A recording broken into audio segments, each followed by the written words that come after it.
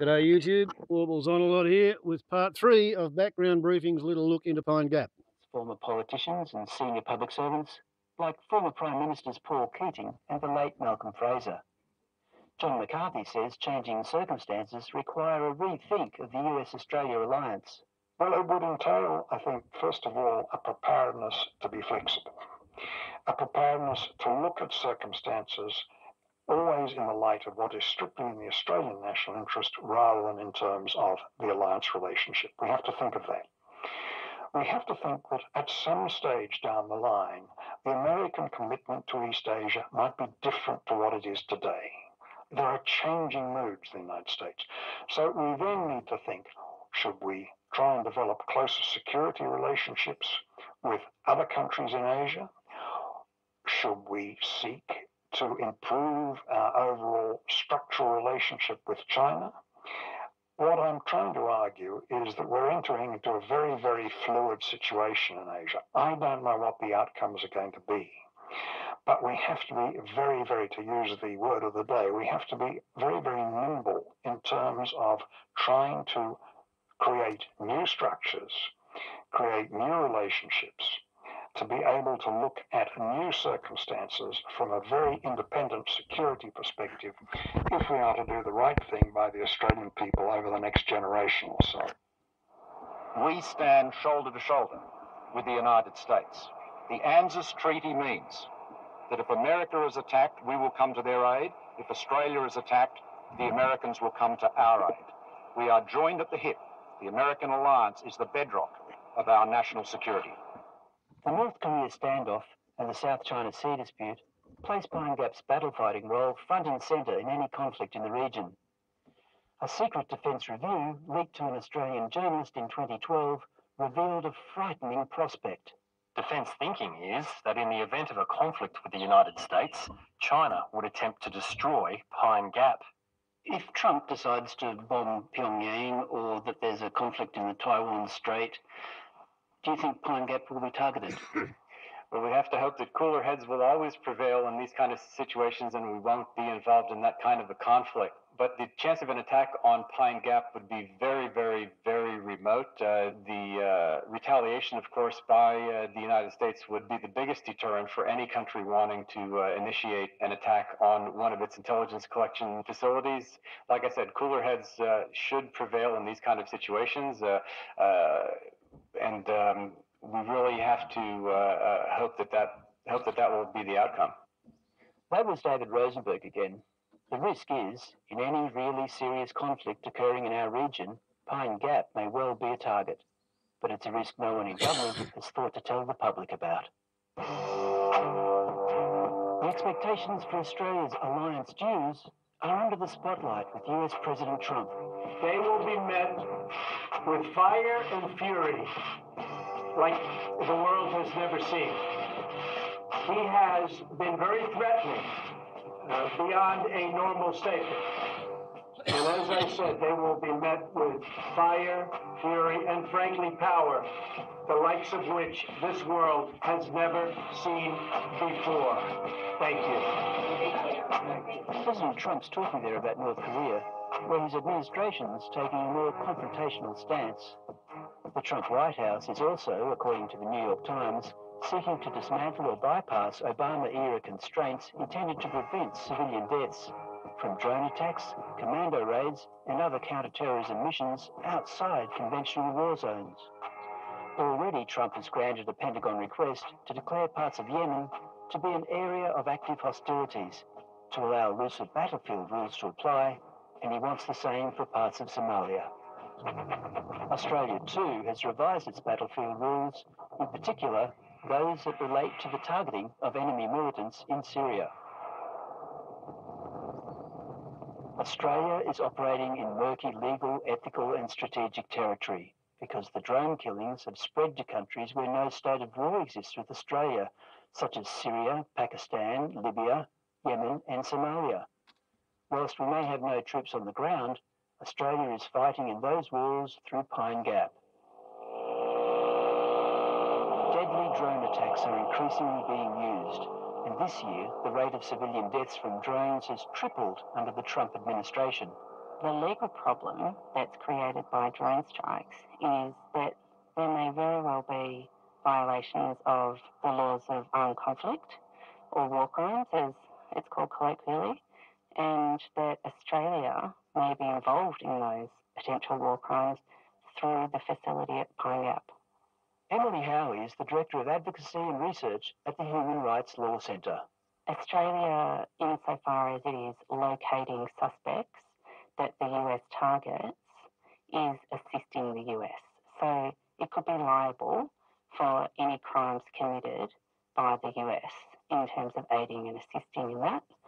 And the question then is the killing that's done by the United States a war crime or not? I mean, we should remember that unlawful killing using drones is not only a violation of international law, it's a violation of Australian law as well.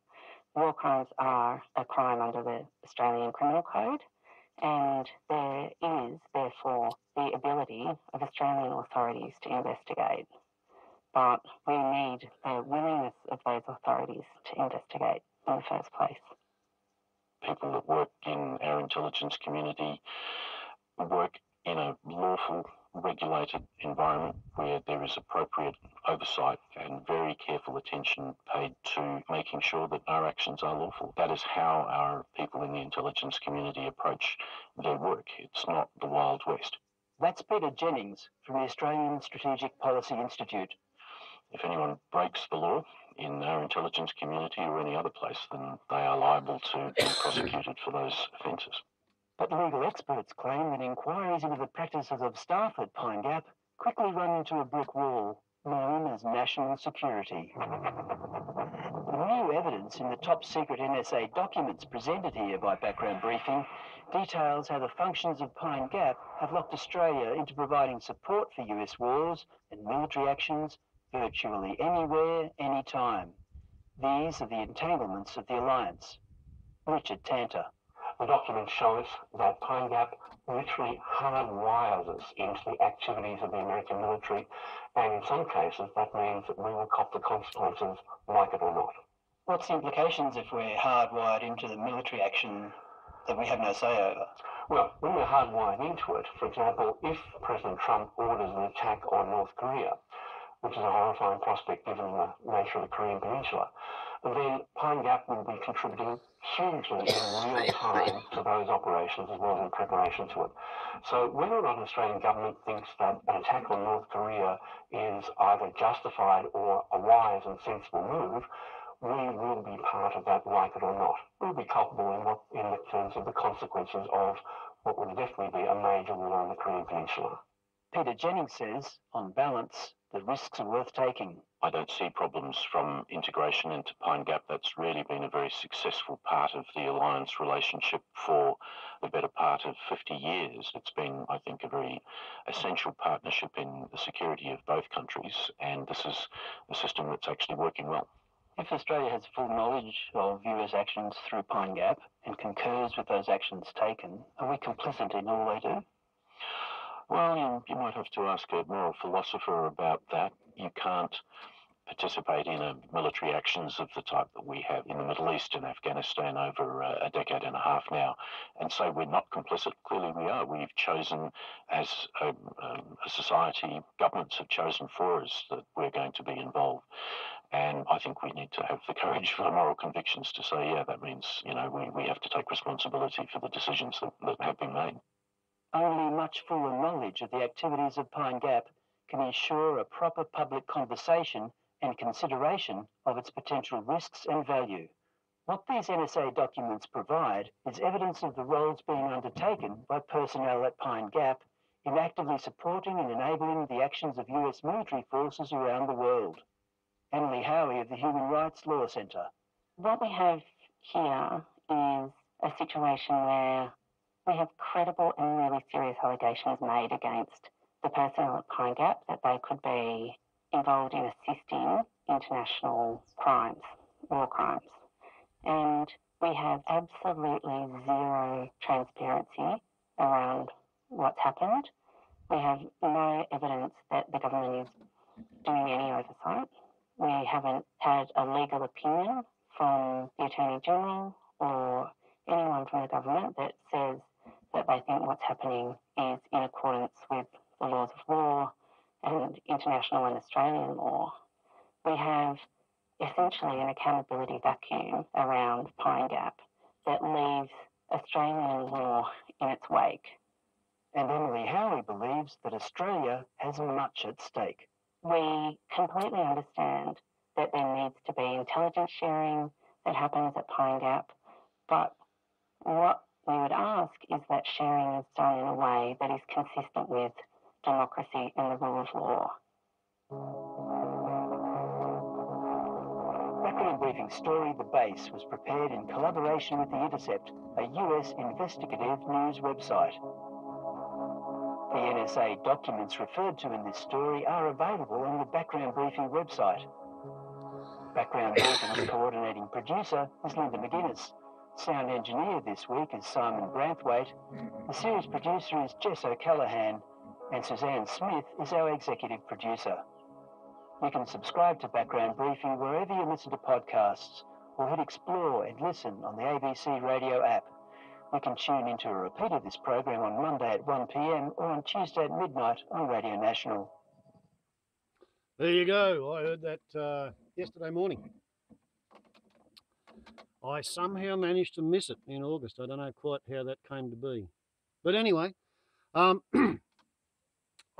disagree with the bloke who said it was reasonable for us to have gone into Afghanistan because America was going into Afghanistan because 15 Saudi Arabians, 4 Jordanians and a Portuguese were on the aeroplanes that were hijacked, and 2 of the aeroplanes hit 2 buildings and then 3 buildings fell in the ground and something hit the Pentagon and something went in a hole in Pennsylvania. There were no Afghans involved in the September 11, 2001 attack.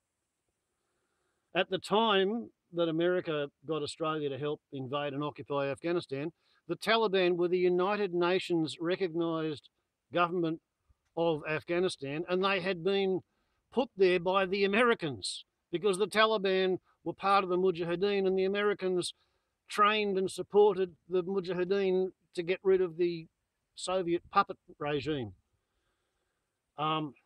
So yeah, I don't see we had any business in going into Afghanistan because some Saudi Arabians and Jordanians and a Portuguese are supposed to have done some really magical things in the skies over New York. Magical as in there's no science, physics, aerodynamic explanation for some of the stuff that happened there.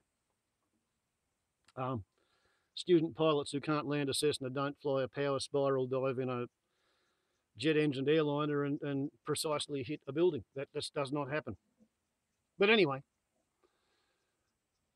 Iraq, we had no business going into Iraq the first time when Madeleine Albright green-lighted the invasion of Kuwait a fortnight before it happened. She said, on TV, I watched her, she said, America does not concern itself with minor border disputes among its Arab client states. Okay, so Sad Man Who's Insane went into Kuwait, and all of a sudden the Americans invited everybody in NATO to fire off their entire anti-Soviet stockpile, just pop it off in the sandpit, and then you can justify reordering 10 years worth of jobs and contracts from the military-industrial complex. And Bushwhacker's son decided to go one better than Daddy, and he'd occupy the place, not just go in and back out and leave the mess behind. Oh no, let's go in and get ground up in a mincemeat grinder for years. And they broke the Middle East, and we helped them do it. And whether China or North Korea decides to have a nuclear shit fight with Uncle Spam, one of the first things they're going to do is take out Pine Gap. Also Narungga, which is another communications base. As well as Pine Gap and Narungga, there's Northwest Cape, which talks via undersea radio to the submarines in pretty much the same area that Pine Gap deals with the satellites. And at Darwin, there's 2,500 Marines on 6-month rotations to get them off Okinawa and away from the Chinese intermediate range ballistic missiles. And that's where the B-1s, the B-2s and the B-52s refuel. So that's probably 4 places that are high on a Chinese North Korean list of targets. If they really want to go to war with America, yeah, Australia gets to host the mushroom clouds. And I haven't tasted fallout in the morning since the 1963 Maralinga plutonium fissile yield fratricide tests conducted by Queen Elizabeth III. Second, actually. But anyway, her heirs and successors and duly appointed minions. So, we're into the upload limit territory. Thought you'd like that Pine Gap story, though. Warbles on to YouTube. Ciao.